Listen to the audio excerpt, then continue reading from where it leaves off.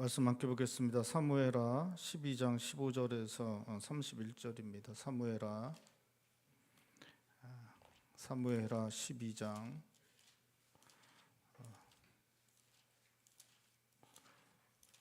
15절에서 31절입니다.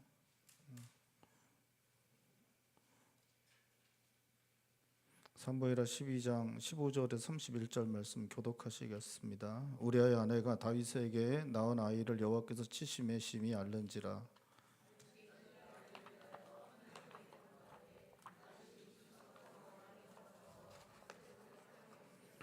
그 집에 늙은 자들이 그 곁에 서서 다윗을 땅에서 일으키려 하되 왕이 듣지 아니하고 그들과 더불어 먹지도 아니하더라.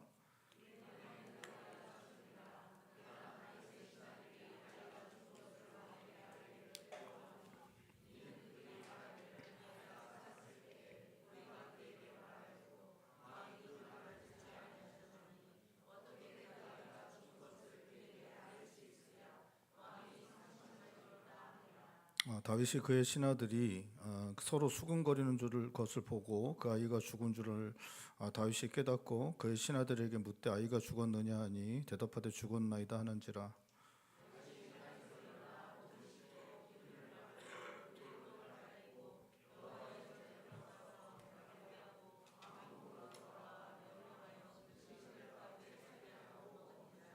그의 신하들이 그에게 이르되 아이가 살았을 때에는 그를 위하여 금식하고 우시더니 죽은 후에는 일어나서 잡수시니 이 일이 어찌 됨이니까 하니.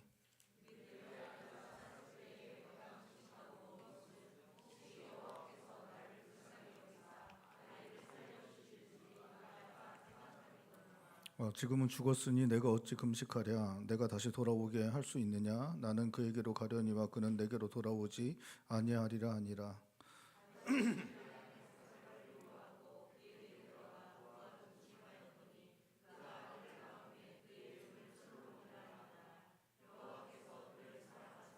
선지자 나단을 보내 그의 이름을 여디디아라 하시니 이는 여호와께서 사랑하셨기 때문이더라.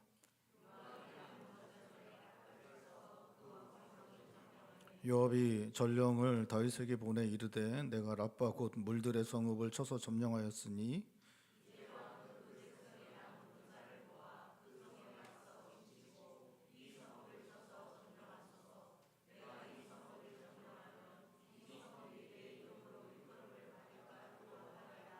다윗이 모든 군사를 모아 랍바로 가서 그곳을 쳐서 점령하고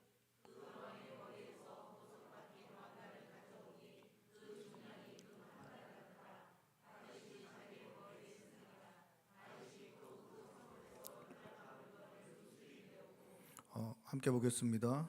그 안에 있는 백성들을 끌어내어 톱질과 썰해질과 철도 우리를 그들에게 하니 암몬 자손의 모든 성읍을 이같이 하여 다윗과 모든 백성이 예루살렘으로 돌아가니라. 아멘.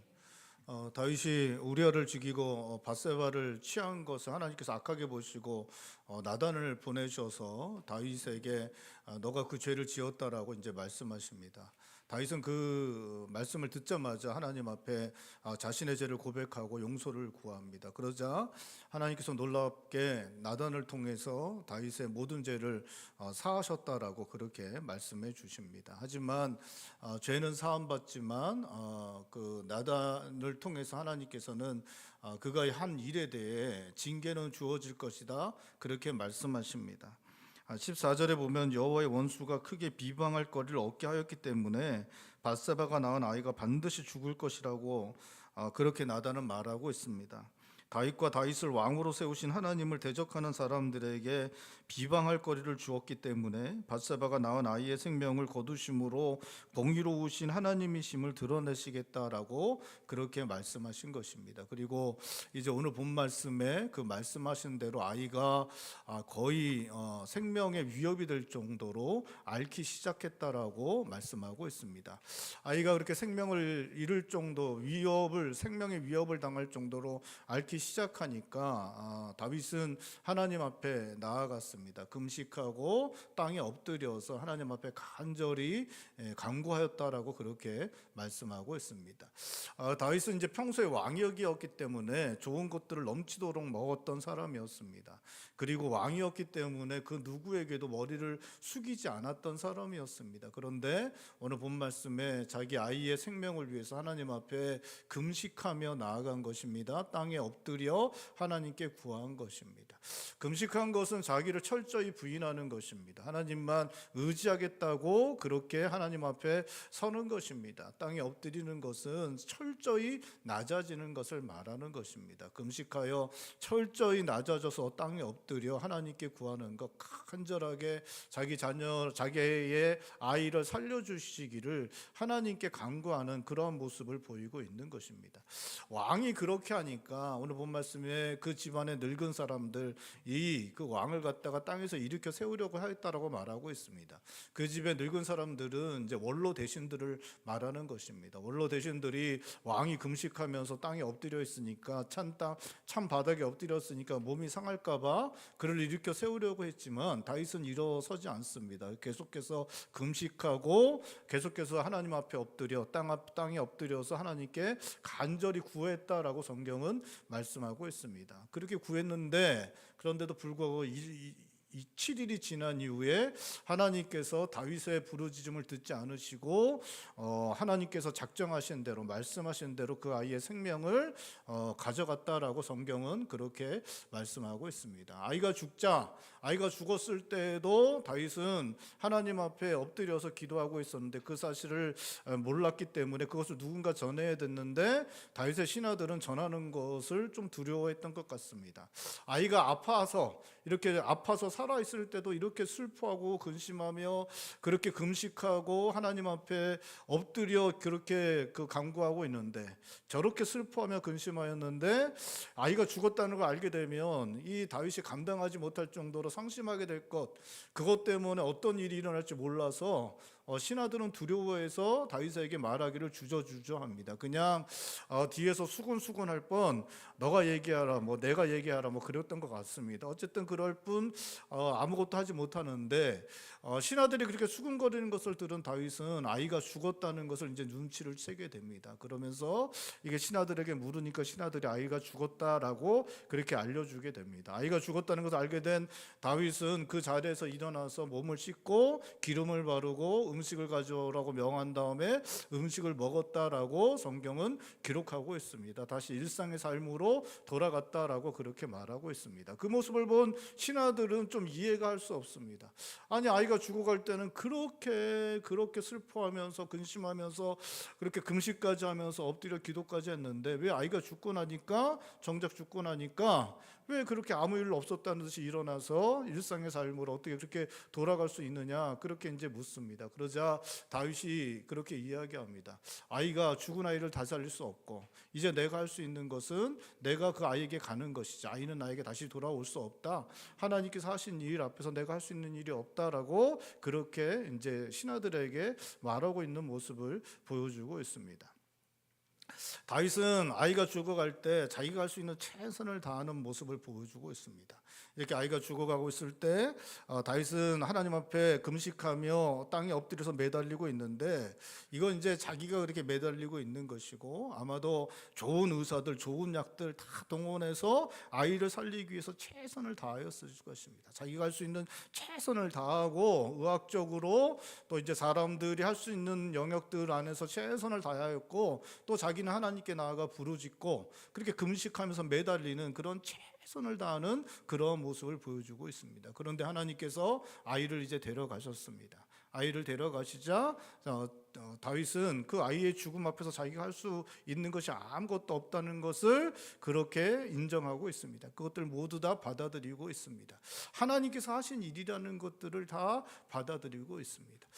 다윗은 이것에 대해서 원망하거나 불평하지 않습니다. 다윗이 원망하고 불평하고 이 일에 대해서 더 이상 이야기하지 않습니다. 그냥 하나님께서 하신 일로 받아들이는 것입니다. 그리고 하나님께서 하신 일로 다 받아들이고 나는 아이를 위해서 내가 이제 아이에게로 갈 수 있지만 아이는 나에게서 올 수 없다라고 하나님께서 하신 일들에 대해서 받아들이고 그것들을 다 인정하고 자신의 삶의 자리를 돌아가고 있습니다. 하나님 앞에 겸손하게 하나님께서 하신 일들을 받아들이는 그러한 모습을 보여주고 있는 것입니다. 최선을 다해서 아이를 살리기 위해서 할 수 있는 것을 모두 다 하였지만 하나님께서 그 아이를 데려가시자 다윗이 한 것은 하나님께서 하신 일을 겸손하게 받아들이는 그러한 모습을 보여주고 있는 것입니다.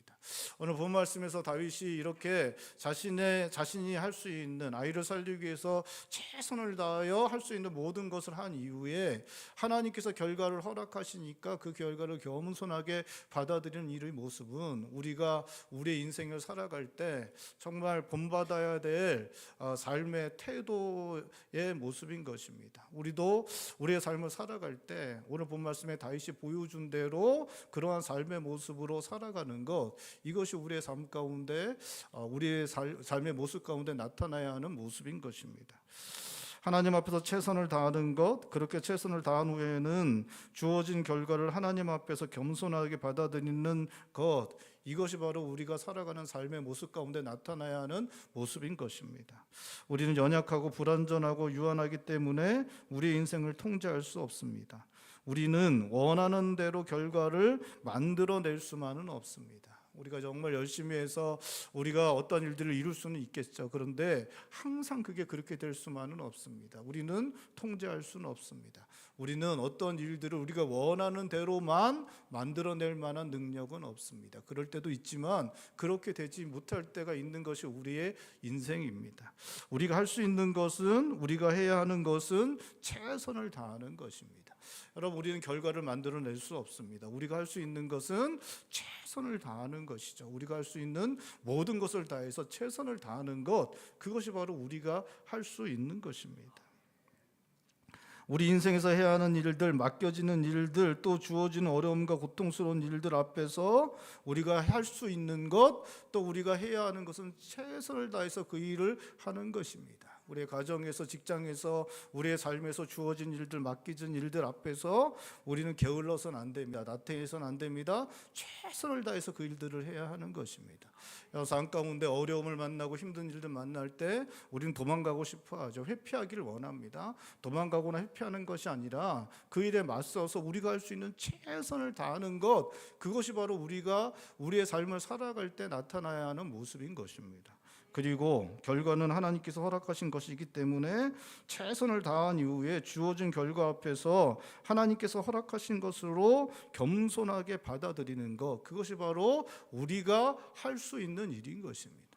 주어진 삶에서, 우리의 인생에서 우리가 해야 하는 일들, 또 만나는 어려움과 문제들 앞에 최선을 다하는 것, 그것이 바로 우리가 할 수 있는 일이고 해야 하는 일이고, 또 주어진 결과 앞에서는 하나님께서 주신 것으로 받고 겸손하게 그것을 받아들이는 것, 그것이 바로 우리가 해야 하는 일인 것입니다. 여러분, 우리가 해야 하는 것이 그것이다 라고 다윗의 삶은 우리들에게 보여주고 있는 것입니다. 근데 우리는 정반대로 행하죠. 우리가 해야 하는 것을 하지 않고 게으르고 나태하게 우리의 삶에 맡겨진 것들을 감당합니다. 또 어렵고 힘든 일들 앞에서 우리는 그것을 최선을 다해 맞서 싸워야 되는데 도망가고 회피하고 숨어버리는 일들을 합니다. 여러분, 그거는 우리가 해야 하는 일이 아닙니다. 우리가 할 수 있는 것은 최선을 다하는 것입니다. 우리가 해야 하는 것도 최선을 다하는 것입니다. 그리고 주어진 결과 앞에서 원망하고 불평하면서 스스로의 삶을 파괴하는 것이 아니라 그것을 하나님께서 허락하신 것으로 알고 겸손하게 받아들이는 것, 이것이 또한 우리가 할 수 있는 것이고 해야 하는 일인 것입니다. 여러분, 할 수 있는 최선을 다한 후에 주어진 결과를 하나님께서 허락하신 것으로 겸손하게 받을 때 성공적인 결과 앞에서도 자랑이 아니라 감사할 수 있습니다. 실패 앞에서도 낙심하고 분노하는 것 아니고 마음을 지킬 수 있고 성장으로 나아갈 수 있고 새로운 일을 시작할 수 있는 힘을 잃지 않을 수 있습니다. 여러분, 우리가 최선을 다한 다음에 그것을 하나님께서 우리들에게 허락하셨을 때, 좋은 것을 열매 맺게 하셨을 때 우리는 자랑하지 않을 수 있습니다. 하나님이 주신 것이기 때문에 자랑하지 않고 감사할 수 있습니다. 그럼 그것 또한 하나님이 주신 것이기 때문에 실패도 하나님께서 주신 것이기 때문에 모든 것을 주장하시는 선한 것으로 역사하시는 하나님이 주신 것이기 때문에 우리는 마음을 지킬 수 있고, 하나님 주신 것이기 때문에 하나님의 선하신 뜻을 헤아려 내 자신을 돌아보는 일들이 있을 수 있습니다. 하나님 주신 것이기 때문에 내 자신을 돌아보고 반성하고 새로운 일들을 시작할 수 있는 힘을 얻을 수 있는 것입니다. 여러분, 어떤 일들을 열심히 한 다음에 주어진 일들이 잘 안 됐을 때 불평하고 원망하기 시작하면, 그렇게 끝없이 불평하고 원망하면 남는 것은 파괴적인 것밖에 남지 않습니다. 힘도 잃게 되고 좌절하고 절망하고 뒤로 물러가게 되고 파괴하는 일밖에 일어나지 않습니다. 그런데 최선을 다한 다음에 결과를 주장하시는 하나님의 주권을 인정하고 하나님께서 하시는 것임을 인정하고 겸손하게 그것을 받아들이면 우리 자신을 돌아보게 되고, 왜 일들을 이렇게 하셨는지 하나님의 선하신 뜻을 헤아리게 되고, 다시 한번 그 하나님께서 뜻을 헤아리며 새로운 일들을 시작할 수 있는 힘을 잃지 않을 수 있기 때문에 내 자신이 성장으로 나아가고 새로운 일들을 시작하는 일들이 우리 가운데 일어날 수 있는 것입니다. 사랑하는 성도 여러분, 최선을 다하실 수 있길 바랍니다. 게으르고 나태한 것 아니라, 도망가거나 숨고 회피하는 것 아니라 여러분 최선을 다하실 수 있길 바랍니다. 그리고 주어진 결과를 하나님께서 주신 것으로, 하나님의 주권을 믿음으로 바라보면서 겸손하게 받으실 수 있는 성도님들 되시길 바랍니다. 그래서 우리에게 주어진 일들 앞에서 이루어지는 일들 앞에서 자랑하는 것 아니라 감사하고, 불평하고 원망하는 것 아니라, 불평하고 원망하며 자신의 삶을 뒤로 물러가게 하는 것 아니라 하나님께서 행하신 것으로 믿고 내 자신을 다시 돌아보며 하나님의 뜻을 헤아려 새로운 일들을 시작하고 내가 성장하고 더 나은 삶으로 나아가는 일들이 일어나는 그런 복된 삶을 살아가실 수 있는 성도님들 되시기를 주님의 이름으로 축원드립니다. 11장에 나타나는 다윗은 모든 것을 마음대로 행하고 있습니다. 오늘 우리가 살펴본 말씀은 12장이고 11장에 나타나는 다윗은 자기가 원하는 모든 것을 행하는 모습을 보여주고 있습니다. 왕이 되어 전성기에 오른 다윗은 주변 나라를 제압하였습니다. 이스라엘을 성공적으로 다스리고 있었습니다. 그때 다윗은 밧세바를 보았고 밧세바가 남편 있는 여자인 것 알았음에도 자기 힘으로 여자를 품었습니다. 여자가 임신하니까 자신의 잘못을 가리기 위해 자신의 힘으로 우리아를 불러들였습니다. 마침내는 우리아가 자신이 원하는 대로 행하지 않자 자신의 힘으로 우리아를 죽였습니다. 그렇게 모든 잘못을 가리우고 밧세바를 자신의 여자로 자신의 힘으로 그 일들을 이루어냈습니다. 다윗 왕에게 안 되는 것은 없었습니다. 자신의 힘을 사용하여 모든 것을 자신의 마음대로 할 수 있었습니다. 다윗은 왕이 된 이후에 이제 자신의 힘을 가지고 못할 것이 없다는 것을 스스로 알아가고 있었습니다. 다윗은 브레이크 없는 인생이 되어가고 있었습니다. 사실 자기 힘으로 못할 것이 없다고 생각한 다윗이 밧세바를 범하고 우리아를 죽인 것 같은 일을 반복하지 말라는 법이 없었습니다. 여러분, 이렇게 우리아를 죽이고 밧세바를 범하고 이러한 죄악을 저질렀습니다. 그리고 나서 시간이 지나면서 다윗이 어떻게 됐겠습니까? 하나님의 이러한 징계가 없었다면 어떠한 일들이 일어났겠습니까? 여러분, 처음에는 죄책감 때문에 뼈가 쇠하는 것 같은 고통을 당하고 너무 힘들지만 시간이 지나면서 어떻게 됩니까? 죄는 우리를 점점 아무것도 없었다, 아무 일도 없었다라는 식으로 우리를 이제 설득하기 시작합니다. 죄는 우리를 더 무감각하게 만듭니다. 죄는 결국엔 더 큰 죄로 우리를 이끌어가게 됩니다. 다윗이 자기의 힘을 사용하여서 우리아의 아내 우리아를 죽이고 밧세바의 아내를 취했던 이런 일을 더 이상 하지 말라는 법이 없었어요. 계속해서 더 악한 일, 더 자신의 죄악된 욕심을 채우는 일을 더 많이 하는 그러한 모습으로 다윗은 충분히 달려갈 수 있었습니다. 자기의 권력, 자기의 힘을 사용해서 자기의 욕심을 채우는 그러한 일들을 더 많이, 더 잔인하게, 더 악한 일들을 더 많이 할 수 있는 그러한 일들이 다윗에게 충분히 일어날 수 있었습니다. 다윗은 하나님의 징계하심 앞에서 멈추어 설 수밖에 없었습니다. 그리고 무엇이든지 마음먹은 대로 할 수 있다고 생각했던 다윗이 아이의 죽음 앞에서 자신이 최선을 다해 아이를 살리려 하였지만 아이의 죽음을 받아들일 수밖에 없었습니다. 금식하고 땅에 엎드려도 막을 수 없었던 아이의 죽음 앞에서 자기가 할 수 있는 것이 없다는 것을, 하나님을 막을 수 없다는 것을 다윗은 알게 되었습니다. 하나님께서 손대시면 한순간에 모든 것을 잃게 될 수 있고 그것을 막을 수 있는 힘이 자기에게 없다는 것을 깨달아 알게 되었습니다. 다윗은 하나님의 징계하심으로 말미암아 하나님 앞에서 자신이 어떤 존재인지, 자신의 한계가 어떠한 것인지 다 알게 되었습니다. 하나님의 징계하심을 통해 다윗은 자신의 힘으로 모든 것을 할 수 있는 줄 알고 자기 욕심 이루기 위해 자신의 힘을 마음대로 사용해야 했었는데, 하나님이 손대시면 아무것도 할 수 없고 모두 잃게 될 수 있는 아무것도 아닌 존재라는 것 알게 되었습니다. 자신에게 주어진 권력으로 자기의 욕심을 이루기 위해 무엇이든 할 수 있을 것처럼 행한 것이 하나님 앞에서 얼마나 어리석은 것이었는지 다윗은 이 징계를 통해 깨달아 알게 된 것입니다. 다윗은 징계하심을 통해 멈추어 설 수 있었습니다. 자기의 힘으로 무엇이든 할 수 있는 줄 알았고 그 권력으로 자기 죄악된 욕심을 이루며 살기 위해 살려고 했던, 그렇게 달려가던 다윗이 하나님의 징계하심을 통해 멈추어 설 수 있게 되었습니다. 하나님께서 다윗을 징계하심으로 자기의 죄악된 욕심을 이루기 위해 달려가던 다윗을 멈추어 서게 하셨고 돌이키도록 하셨고 다시 하나님의 뜻을 구하고 그 뜻을 따라 살아가는 삶으로 돌아오게 하신 것입니다. 하나님의 징계를 통해서 다윗은 멈추어 설 수 있었고 다시 하나님의 뜻을 구하는 사람으로, 하나님의 뜻대로 살아가는 사람으로, 그 신실한 사람으로 돌아올 수 있었던 것입니다. 하나님께서 다윗을 다시 하나님의 뜻을 구하고 하나님의 뜻을 따르는 사람으로 돌아오게 하시려고 징계하셨지만, 자신의 죄를 고백하고 용서를 구한 다윗에게 징계 중에도 하나님의 은혜를 내려주시고 있습니다.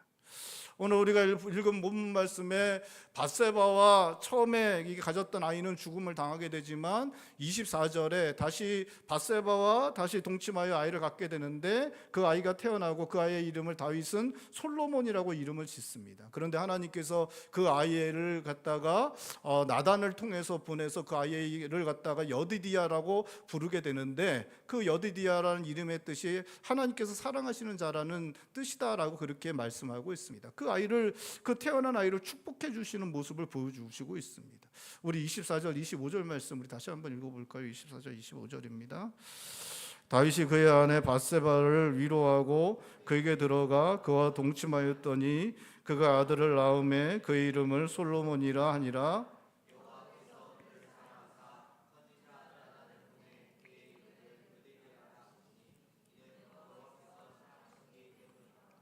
아이를 낳았고 그 아이를 하나님께서 사랑하셔서 그 아이의 이름을 여디디아라 부르시고 축복하셨다라고 그렇게 말씀하고 있습니다. 26절부터는 암몬과의 전쟁이 이제 마무리되는 사건이 기록되고 있습니다. 암몬과의 전쟁이 이제 그 마무리되면서 왕성이 랍바성을 이제 점령하기 직전이었는데, 그때 이제 요압이 그 왕성을 자기가 점령하면 자기의 이름이 드러나게 될까봐 두려워하면서 다윗을 이렇게 부르고 있습니다. 여러분, 요압이 이렇게 한 이유가 있죠, 그렇죠?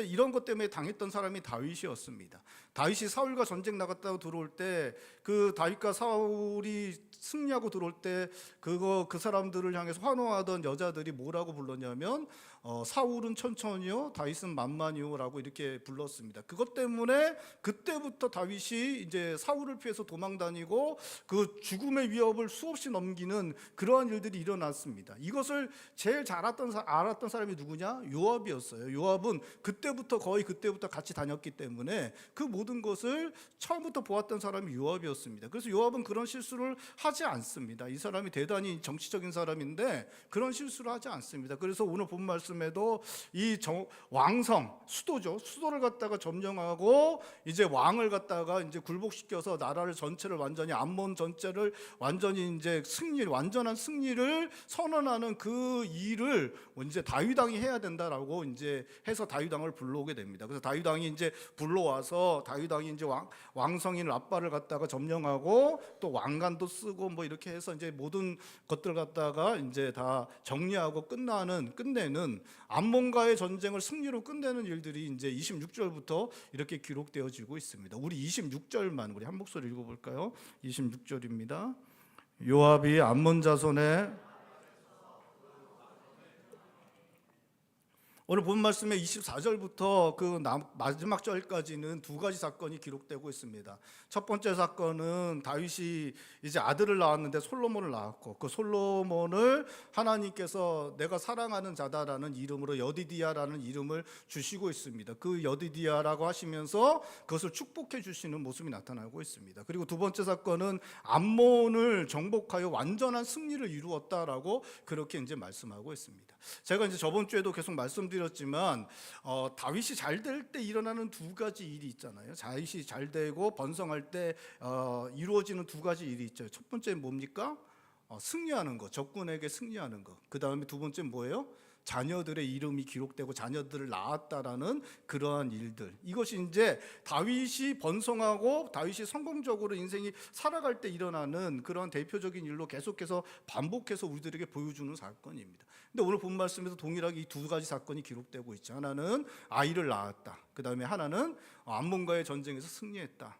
그러니까 이 두 가지 사건도 놀랍게도 다윗이 잘되고 번성하고 하나님의 은혜가 임하는 삶을 살고 있었음을, 하나님의 은혜가 임하고 있었음을 보여주는 사건인 것입니다. 그런데 이 사건이 언제 일어나냐? 이 사건이 언제 일어나고 있냐? 하나님의 징계 중에 일어나고 있다는 것입니다. 여러분, 하나님의 징계는 계속돼요. 13장부터도 계속되고 있습니다. 13장에 어떤 사건이 일어나냐? 다윗의 아들 중에 하나가 암논이에요. 암논이 좋아하는 여자가 있었는데 좋아해서는 안 되는 여자를 좋아합니다. 누구냐면 이복 누이인 다말을 좋아합니다. 이복 누이인 다말을 좋아해서 자기가 이제 해갖고 어쨌든 이렇게 저렇게 사건이 일어나서 그 다말을 갖다 성폭행하게 됩니다.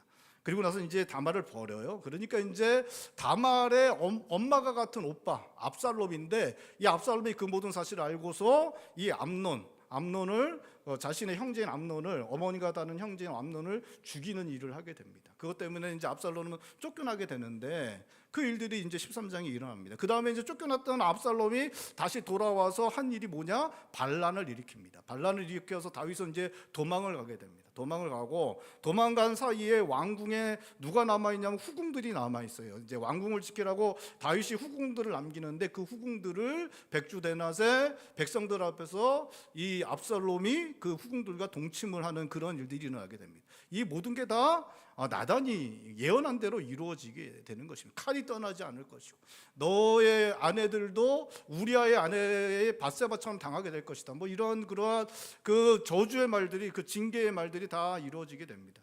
그러니까 제일 먼저 징계로 받은 게 뭐냐? 아들이 죽는 것이죠. 밧세바와 첫 번째 낳았던 아이가 이제 죽음을 당하는 게 첫 번째 징계입니다. 그리고 13장부터 계속해서 징계가 이루어지고 있습니다. 근데 놀랍게도 그 사이에 무슨 일이 일어났냐? 하나님의 은혜가 주어지게 되는 것입니다. 아이가 태어나는데 하나님이 축복해 주십니다. 또 암몬성을 정복하고 완전한 승리를 얻게 됩니다. 이 공식, 아이가 태어나고 승리하는 이 축복과 번영의 공식이 또다시 이 성경에 기록되는 것, 보여주고 있는 것입니다. 징계는 이루어지고 있지만 하나님의 은혜는 멈추지 않습니다. 여러분, 다윗이 하나님 앞에 용서를 구하였습니다. 용서를 또 하나님께 하셨다라고 말씀하시고 있습니다. 회개하고 용서를 구한 자들, 하나님의 자녀들이 하나님 앞에 나아가 회개하고 용서를 구했을 때 징계는 계속되어질 수 있습니다. 하지만 하나님의 은혜는 멈추지 않습니다. 하나님의 은혜는 멈추지 않습니다. 계속되어집니다. 하나님의 선하신 뜻을 우리들에게 이루어 가십니다. 여러분 믿으실 수 있길 바랍니다. 그 선하신 뜻 가운데 하나님이 징계를 하십니다. 징계를 통해 멈추어 서게 하시고 돌아오게 하시고 더 온전한 모습으로 새롭게 하십니다. 징계를 통해서도 하나님의 선하신 뜻이 이루어집니다. 징계 중에도 하나님의 은혜가 이루어집니다. 하나님의 은혜가 임하게 됩니다. 용서를 구하는 자들에게 하나님의 은혜는 멈추지 않습니다. 하나님의 선하신 뜻 안에서 징계를 통해서 또 징계 중에도 하나님의 은혜의 역사는 멈추지 않습니다. 여러분 믿으실 수 있길 바랍니다. 여러분 어떤 때에도 하나님의 은혜는 멈추지 않습니다. 하나님의 백성, 택하심 받은 하나님의 백성들을 향하여 하나님의 선하신 뜻 가운데 하나님의 선하신 뜻을 향하여 주어지는 하나님의 은혜의 역사는 어떠한 때에도 멈추지 않습니다. 징계를 받는 그 순간에도 여러분 멈추지 않습니다. 하나님의 선하신 뜻을 이루십니다. 그 선하신 뜻을 이루시기 위하여 하나님의 은혜의 역사는 멈추지 않습니다. 여러분 믿으실 수 있길 바랍니다. 여러분 어떤 삶을 살아가고 계십니까? 힘들고 어려운 삶을 살아가시는 분들 계십니까? 얼굴은 다 그러세요. 지금 저를 쳐다보신 얼굴은 다 그렇습니다. 좀 웃으세요. 어떤 삶을 살아가고 계십니까? 힘들고 어렵고 낙심과 절망, 정말 어떻게 해야 될지 모르는 그러한 상황, 여러분 혹시 그런 상황들을 지나가고 계십니까? 삶이 잘 되고 평안하고 정말 뭐 어렵고 힘든 일들 없이 그냥 잘 좋은 삶들을 지나가고 계십니까? 그냥 아무 일 없이 그냥 그저 그렇게 그냥 평범한 날들을 지나가고 계십니까? 여러분 어떠한 삶을 살아가고 있던지 하나님의 선하신 뜻이 우리를 향하고 있다는 것은 변함없이 우리에게 주어지고 있다는 것 우리는 잊지 않아야 합니다. 어떠한 때라도 하나님의 선하신 뜻, 그 선하신 우리를 향한 하나님의 선하신 뜻을 이루시기 위해 하나님의 은혜의 역사는 멈추지 않습니다. 여러분 믿으실 수 있길 바랍니다. 여러분 내 자신을 바라보고 주어진 상황과 환경을 바라보고 여러분 그렇게 우리가 살아갈 때가 많은데 여러분 그렇게 살아가는 것 아니라 하나님의 선하신 뜻을 이루시기 위해서 하나님의 은혜의 역사를 어떠한 때도 멈추지 않으시는 하나님을 바라보실 수 있길 바랍니다. 그 하나님을 바라보고 그 하나님을 향한 믿음을 가지고 힘을 내어서 다시 주어진 삶을 그 믿음으로 살아가실 수 있는 성도님들, 힘들고 지치고 낙심하고 절망스럽고 삶의 여러 가지 문제들 때문에 힘든 그런 상황 가운데서도 그 선하신 뜻을 이루시기 위해 하나님의 은혜의 역사를 멈추지 않으시는 그 하나님 믿음으로 바라보고 그 믿음으로 주어진 삶을 살아내실 수 있는 성도님들 되시기를 주님의 이름으로 축원드립니다. 기도하시겠습니다. 우리 시간에 기도할 때 하나님 우리가 최선을 다하여 살아갈 수 있도록 도와주십시오. 우리에게 가정을 맡겨주셨는데 우리에게 남편과 아내 또 우리의 자녀들 또 우리의 가정 맡겨주셨는데 제가 남편을 위해서 아내를 위해서 우리의 자녀들을 위해서 정말 최선을 다해서 살아갈 수 있도록 도와주십시오. 저는 게으르고 나태할 때가 많습니다. 주님 도와주셔서 게으름과 나태함을 이겨내고 아내를 향하여 남편을 향하여 자녀들을 향하여 우리의 가족들을 향하여 우리의 가정을 위해서 최선을 다하며 살아갈 수 있도록 도와주십시오. 기도하길 원합니다.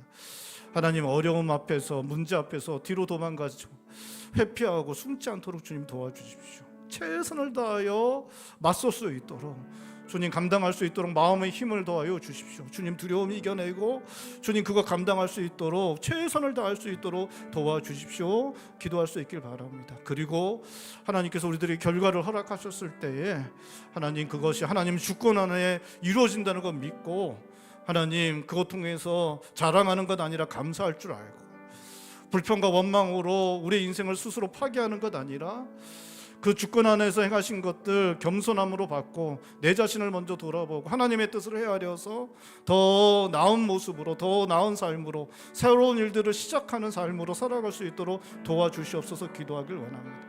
그것을 위해서 선하신 뜻 가운데 우리에게 언제나 변함없는 하나님의 은혜를 멈추지 않고 부어주시는 그 하나님, 어떠한 때라도 징계 중에라도 하나님의 은혜의 역사를 멈추지 아니하시는 그 하나님을 믿음으로 바라보게 하여 주시옵소서.